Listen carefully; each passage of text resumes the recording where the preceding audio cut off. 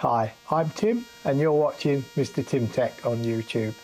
If you're following along with my new UniFi Network Setup series, you'll know that in the first episode, which I released last week, we did an unboxing and an installation of my new UniFi UDM SE firewall router and also my USW 16 Pro Max Etherlighting 16 port non-PoE network switch, and also we did an unboxing of my U6 Lite wireless access point. Now in this episode, you'll know if you've watched my first one that we're going to be doing a basic setup and installation of the UniFi Network Controller on the UDM SE. We'll get the wired network, the WAN, which if you don't know is the internet connection, and also the wireless access point setup for wireless clients. So let's get straight to it now. So here we are at the computer screen, and what I've done is opened a web browser. Then in the address bar at the top, we'll type in 192.168.1.1. So you should have 192.168.1.1 and press enter. This will then load the introduction video as you just saw on screen with a picture of my UDM Pro SE, and here we have the setup screen for UniFi Network Controller. So as you can see, we now have on screen no internet detected. So what we need to do to set up the internet connection is select other configuration options at the bottom here. Then on the other configuration options screen, what we're going to do is manually configure your internet and local network settings. But before we do that, I'd just like to confirm that my internet connection is using a PPPoE connection because I have full fibre to the premises here in the UK. So if you also have full fibre to your premises, then you're most likely going to be using PPPoE, as the ONT boxes normally use PPPoE. There may be some exceptions, but most cases I believe have PPPoE connections for full fibre to the premises. So for the internet connection type, we're going to be selecting PPPoE. So click on PPPoE. Then for the PPPoE screen, under the interface, we're going to be selecting WAN. You can select WAN 2 if you're using the SFP connection on your UDM SE, or if you're using the normal RJ45 Ethernet connection, just select WAN. And for information, this will be port 9 on your UDM SE for WAN. And what we're going to do is for the VLAN ID, we're going to tick this box because I'm provided with a VLAN ID. However, if you're not provided with a VLAN ID, then don't obviously tick this box, but in this case I'm ticking this box. Now the VLAN ID I have on the City Fibre network here in the UK is VLAN ID 911. For the QoS tag, that's going to be set as none because I haven't been provided with a QoS tag. For the username box, I'm going to be typing in my internet provider username that they provided me with the internet connection details. So what I'm doing is just copying and pasting from a document my username and then the password as well. And then for the maximum transmission unit, we'll leave that set as automatic. MSS clamping will be set as automatic. However, for the DNS servers, I'm going to be setting custom DNS servers. And for this connection and this video, I'm going to be using the open DNS servers, which are 208.67.222.222, and for the secondary DNS server here, enter 208.67.222 208.222.220. So you should have 208.67.220.220. However, if you prefer to use other DNS servers, then I presume you've already obtained those DNS server addresses beforehand, so just enter those in there. However, in this case we'll be using open DNS servers, and then once we've entered those details, we'll click Apply Changes in the bottom right corner. This is now, as you can see on screen, testing our internet connection. So we'll just wait for the internet speed connection, and it's saying no internet detected. And now it's just changed to internet connected. Your UniFi Dream Machine SE is connected to the internet. There was a delay there because it just took a few seconds for it to connect to the internet network. So now that we've done that, we can do a speed test later. So we'll just click Continue in the bottom right corner. Now for the UniFi Dream Machine SE setup screen here, we have Name Your UniFi Console, and as you can see it's default to UDM SE, but I'm going to change it to ROUT01, meaning router number 1. However, you can call it anything you like. You can leave it as UDM SE if you prefer. Once you've done that, click on Next in the bottom right corner. So now it's asking us to create a UI account. Now I already have a UI account. However, if you don't want to use a cloud-based access from the internet to your UniFi Network Controller, so you don't want to have remote access, then what you need to do is proceed without a UI account. However, if you need to set up a UI account and you want to have remote access to your network from the cloud, then go ahead and enter your email address, username and password, and you can either click on sign in or create UI account. However, in this case I'm going to proceed without a UI account as I don't want to have cloud-based access. I just want to be accessing my UniFi Network Controller locally on my local network. So what we'll do is click Proceed without a UI account at the bottom at the left hand side here, and then we have a pop-up window saying skip account setup, and it's just advising you what you'll get if you have a UI account. So we'll just agree to those terms of service, which you have to do to continue anyway, and then we'll click on the Continue Anyway button. Now what we need to do is set a password to access our UDM SE and also the UniFi Network Controller and UniFi OS on our Dream Machine SE. So what we'll do is create a secure password, and in this case I've already created a password. So what I'm going to do is just copy and paste a secure password in there. So once you've entered a password, click on Next in the bottom right corner. Now what it's doing is starting a speed test, and as you can see it's running a speed test on the download at the moment, and it should proceed after this to run the speed test on the upload speed. However, if you don't want to do a speed test, you can just click Skip in the bottom right corner, but in this case I'll just wait for it to finish. So as you can see, we've now got speed test results, and we've got a download of 860.4 megabits per second and an upload of 935.5 megabits per second. Now my internet provider quotes me 900 download and 900 upload, so the speeds are not too bad actually. So now that we've done that speed test, we'll click Next in the bottom right corner.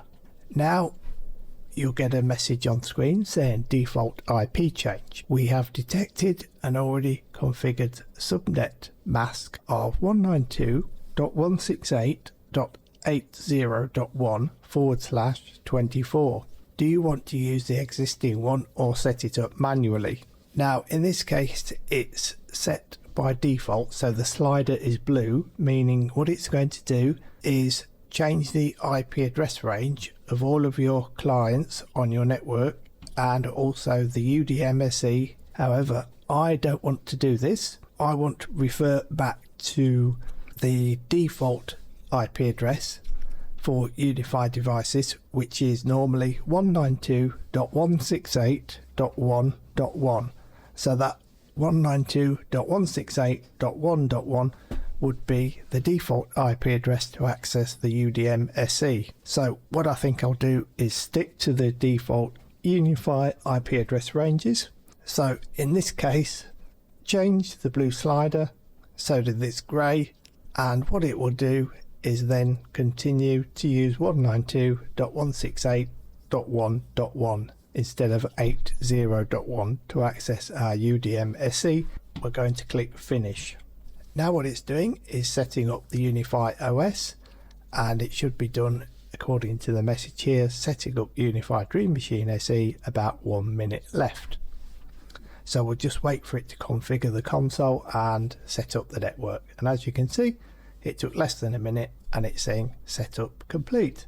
So what we'll do in the bottom right corner is click on Go to Dashboard. And in the address bar we'll type in 192.168.1.1 and press enter. And now it's saying your connection is not private. So what you do if you get this message is just click on Advanced and then Proceed. And here we are, and we're at the UniFi OS login page. So now what we'll do is type in our password that we created just a few moments ago. And here we are logged in at our UniFi OS console. Now as you can see, I've already updated my UniFi OS to the latest version.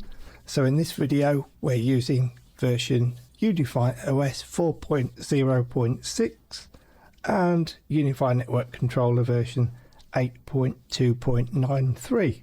So as you can see in the top right corner, we now have dark mode is now available. So if we select the what looks like half moon and change to dark, you'll see that we now have the dark screen for UniFi OS, which previously before version 4.0.6 you couldn't actually do this in the UniFi OS settings screen. So that's actually a good improvement, I think. We also have another message in the top right corner, ready to add 2 network devices and 2 network devices detected on router 01. So what we'll do is just click Add to adopt the 2 devices. And as you can see, it's taken us into the list of network devices, and we have the router. We have the USW Pro Max 16, which is the Etherlighting 16 port switch, which is just getting ready. So that's one of the devices it's adopting, and also the U6 Lite is also getting ready. So that's the other device out of the 2 that it's just setting up. I already have a separate NVR, so I have the UNVR, which is why it's appearing in the list at the bottom here. So that's actually a separate device which I released a video on previously. So if you want to look at my UNVR video, just take a look at that. So we'll just wait for these devices to change from getting ready to up to date, and then what we'll do is proceed to go back and set up basic settings in the UniFi OS and Network Controller. Now as you can see, the U6 Lite is now saying up to date, so that's actually ready. So what we'll do is go ahead and set up the OS and also the Network Controller settings. So to do this, we'll click back at the top icon, which is OS settings, which is the one to the right of the network. Then this takes us into applications. So what you can see is we've already got UniFi Network showing us up to date. So as you can see, we've got the UniFi OS version 4.0.6. Release channel is actually grayed out, but it's on the official release channel. And we have auto update for UniFi OS and applications. However, I would recommend unticking these so that you do manual updates as and when people are not using the network, for example, so that it doesn't impact downtime for your users. So once you've unticked those boxes, click on Apply Changes, and then moving down to Console Settings. Here we have the name of the device, which we named when we first started it up. Under that we can do a system backup, location and time, it's already set our time zone as London, but you can select your time zone here if it's incorrect. So just click the drop down list, select your time zone, and then for LED screen, you can turn off the front touch screen on your UDM SE if you don't want the screen on, and you can also adjust the screen brightness. I'll adjust the screen brightness so it's about 70%. Then for night mode, what this will do is actually turn off the LCD screen on the front of your UDM SE. So if you want it turned off at night, you would put in the start time. Example, let's set this to 4 p.m. and then the end time will set as 6 a.m. So the screen will go off at 4 p.m. and it will wake up again at 6 a.m. the following morning. Under advanced, you should have remote access there. That should be unticked. And also for analytics and improvements, if you want to send analytics and improvements to Ubiquiti, then tick this box, but I would just leave it unticked. SSH also, I would recommend leaving that unticked. And once you've done the LED screen, so once you've adjusted the brightness and night mode if you want, click on apply changes. So that completes the OS settings. So now we'll move on to the UniFi network. So to access the UniFi Network Controller, go to the top and click on what looks like the UniFi access point. So now that our devices have been adopted and they're saying it's online and all up to date, what we'll do is click on the dashboard. Now, as you can see, the dashboard has changed slightly from the latest updates that we're just using. So what we can do is first click on speed test. So we'll just click on run now, and then we'll get an up-to-date speed test.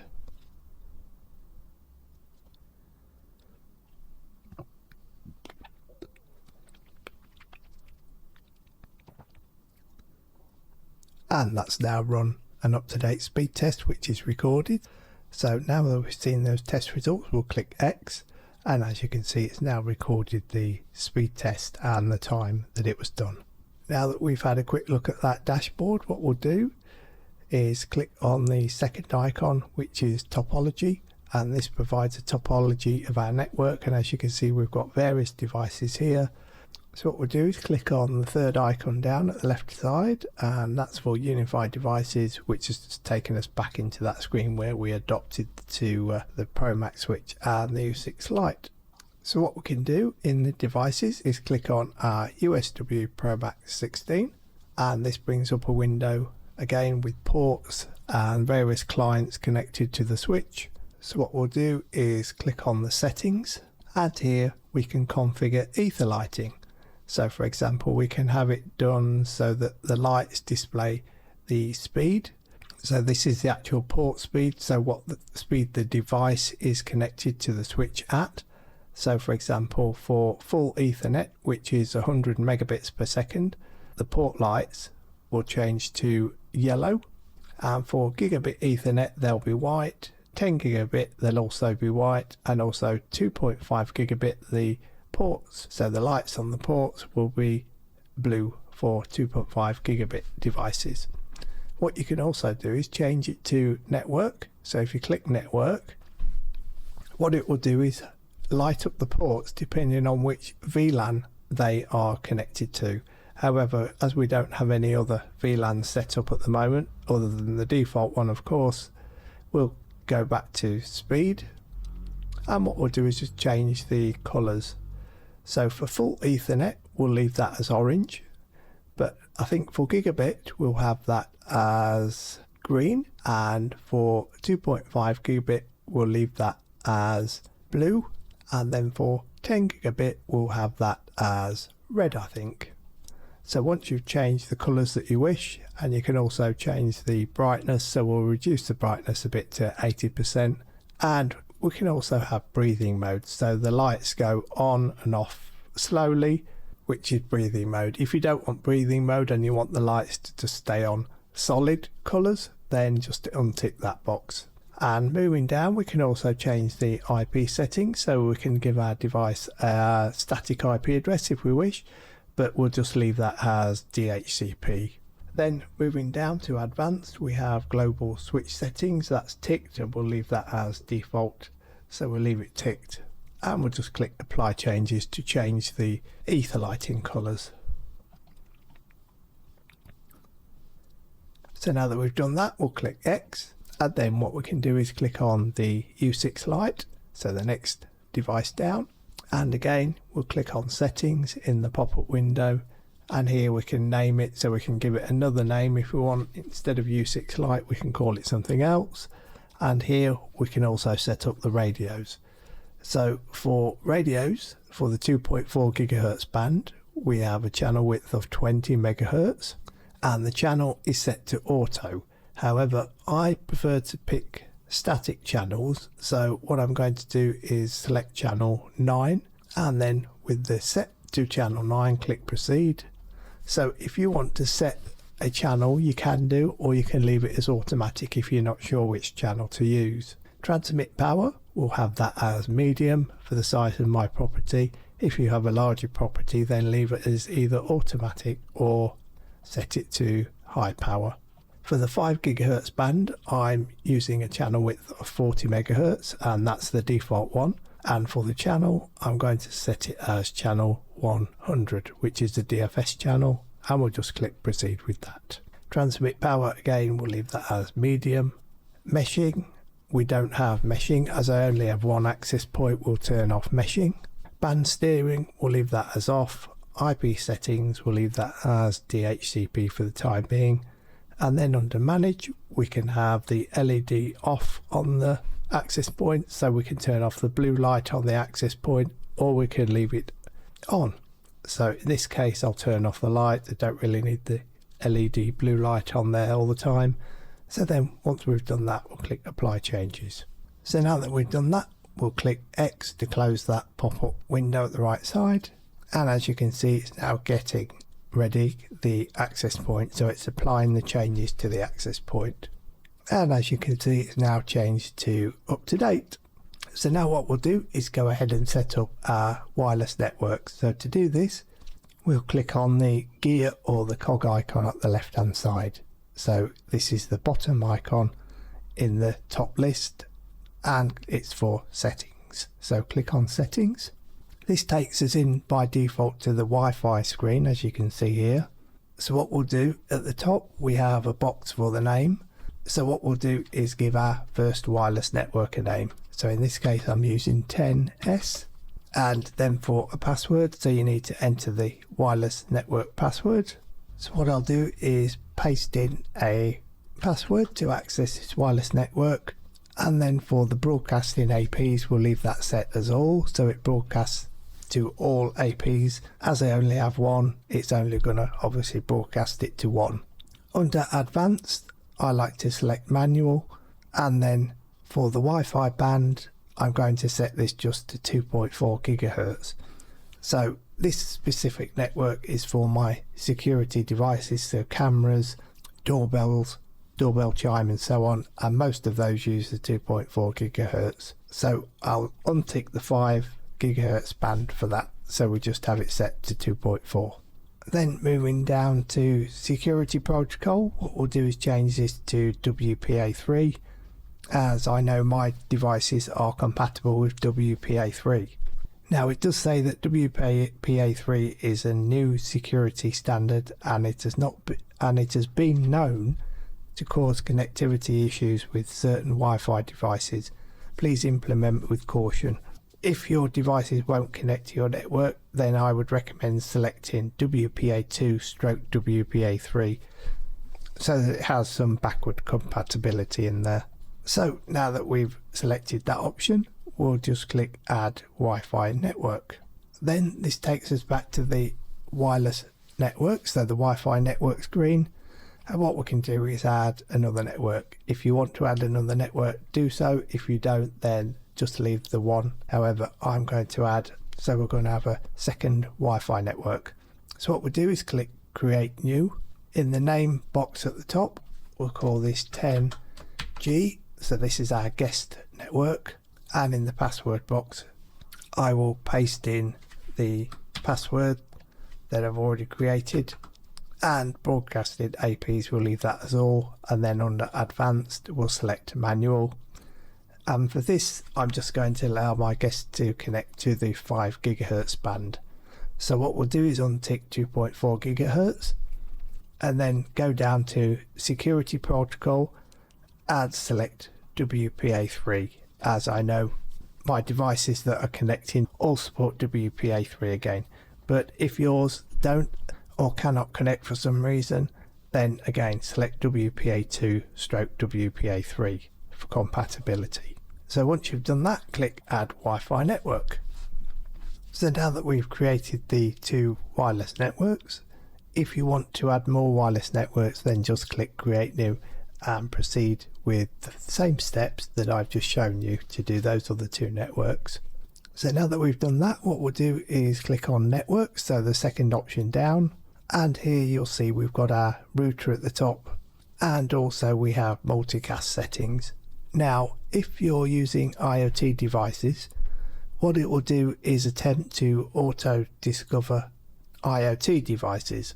So what I'm going to do is disable this for the time being, as I like to apply the IoT devices myself.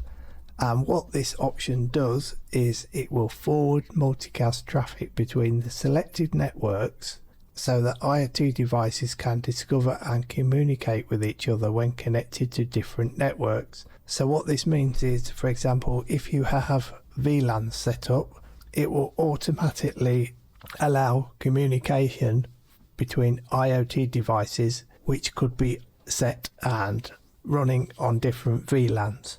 So I think I'll disable that for the time being, but you could actually leave it if you so wish, depending on if you have VLANs set up, but as we don't at this stage, we'll untick it. And what we'll do is leave all those other options default, so all of them should be unticked apart from rogue DHCP server detection, which I would recommend leaving ticked as it is. Spanning tree protocol is also set to RSTP by default, so I'll leave that as it is. And what we'll do is click apply changes to remove that IoT discovery option. So now that we've done that, what we'll do is click on the default network at the top, so anywhere on that line, and this takes us into the network settings for our default network. Now under the gateway IP subnet, you'll see that it's auto scale network is ticked. So what we're going to do is untick this. Now because I have a number of devices on my network that have static IP addresses, and they use static IP addresses between 1 and 10, so say 192.168.1.1 up to 192.168.1.10. So what we need to do is reserve those, because these are being used, so it's using IP address range from 6 instead of from 10 for DHCP clients. What we'll do is change the DHCP range. So to do this, what you need to do is go down to the DHCP option, and you should have DHCP mode as DHCP server. Now then under that option, so leave that DHCP server as it is, but for DHCP range, what we'll do is change the start range. So we'll change that to 192.168.1.11. So that means that we have 192.168.1.1 up to 1.10 and including .10 as static IP address range. So it won't actually use those IP addresses for giving out to clients using the DHCP server option. Hopefully that makes sense. So what we'll do is leave the stop IP address 254. So now that we've changed the start range to 11, you can change it obviously if you have more static IP addresses, or if you don't have any at all, then you don't need to change the DHCP range at all. So once you've done that, click apply changes. So now that we've done that, what we'll do is click on system. So it's the last option in the list here. So click on system, and then for the general tab at the top here, add for country and region, we'll change it to our region where we're located. This may be accurate, it may already be in there correct, but if not, then change it to your country to which you reside. In this case it's United Kingdom, as you probably already know, and the language is English of course, and I'm using a 24-hour time format, so I'll change it to 24 hours and then click apply changes. Then what we'll do is click on the updates tab, so this is next to general, and it's set to automatic device updates. However, we don't want it to do automatic device updates, as we set in UniFi OS settings. We disabled that, if you remember. So what we'll do is disable this for the devices as well. So what we'll do is do manual device updates as and when we need to. So just untick that box and then again click apply changes. Then for backups, what we'll do is create a backup now that we've proceeded to set up our Wi-Fi networks and also our DHCP address ranges and so on. So we'll do a backup before we go in and set up VLANs and firewall rules and so on, but that will be in future videos. So I would recommend doing a backup before you actually change anything so that you can always go back to it. So what we'll do is click download, and then with the box that appears saying download backup settings only, leave that as settings only, click download, and this should bring a pop-up window where it will ask you to save the download to on your computer. So just save it where you want on your own folder. In fact, create a new folder called UniFi Backups or something like that and click save. Then once that backup's been done, you will see that we also have an auto backup option. Now you can also leave this option as automatic, so if you want to have it doing automatic backups you can, or if you want to do manual backups like I do, so I just back it up before I do a change and then after I do a change. So we have two backups, so you can always go back to it if you so wish. So we'll just untick auto backup, click apply, and then what we'll do is go to advanced, and here in these options we have Wi-Fi man support. So what this does is allows you to connect to console, to the Wi-Fi man mobile app, to local network device discovery and signal mapping. However, I don't use Wi-Fi man, so I'll untick that box. Then moving down to device SSH authentication, I recommend disabling SSH on your devices for security reasons, and if you do need to use it you can always re-enable it and then turn it back off again once you've finished SSH access. So I would recommend unticking that option. And for wireless connectivity, if you're only using one wireless access point, then untick wireless meshing and click confirm. However, if you're using more than one access point, then leave wireless meshing enabled. And then what we'll do once we've done that is that completes all those settings in advanced, and click apply changes. And that completes setting up our UniFi UDM SE, USW 16 Pro Max Etherlighting Switch and U6 Lite wireless access point. So in the next video what we'll do is go ahead and set up some VLANs, and then in the video after that we'll go ahead and set up associated firewall rules to prevent and allow various inter-VLAN traffic. And just to confirm, the versions we're using is UniFi Network 8.2.93 and UniFi OS version 4.0.6. So I hope you like this video. Keep a lookout, more videos coming soon. Thanks for watching, take care, bye for now.